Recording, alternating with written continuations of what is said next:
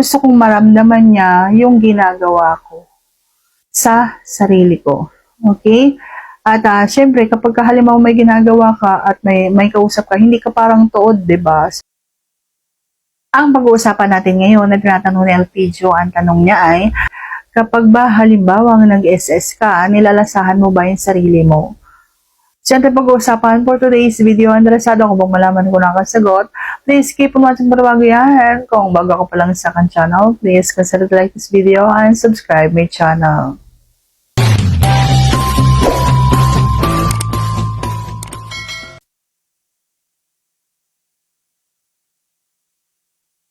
So, nilalasahan ko nga ba ang sarili ko? Ang sagot ko ay minsan oo, minsan hindi. Madalas hindi po, okay?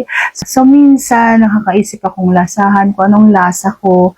Kung halimbawa, hindi na ako rapsa o rapsa pa rin ba ako, yung ganyan. So, syempre, nagkakaida na tayo, gusto kong malaman kung anong lasa kapag halimbawa nga ganitong edad na. Okay? So, malapit na akong mag-40.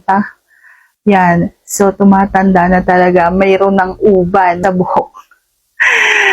Pero, ang sinasabi ko nga, minsan ginagawa ko at minsan madalas hindi. Okay?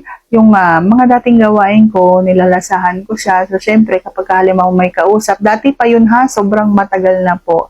Kapag halimbawa may kausap ako, ganyan, so mag-SS ako, ganun, at pinapakita ko. Noon talaga ito, okay? So, dating gawain. Nagkikwento ko lamang sa inyo na kapag halimbawa may kausap ako, so syempre, pinapakita ko kung gaano ko karapsa, gano'n. So, gusto kong maramdaman niya yung ginagawa ko sa sarili ko. Okay? At syempre, kapag halimbawa may ginagawa ka at may kausap ka, hindi ka parang tuod, diba? So, marami kang ginagawa sa sarili mo.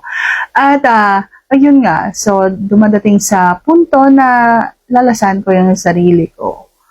At yan lang po ang aking vlog for today. If nagustuhan mo ang aking vlog na ito, kung nagustuhan mo, please consider to like this video and subscribe my channel. Thank you for watching. See you on my next vlog.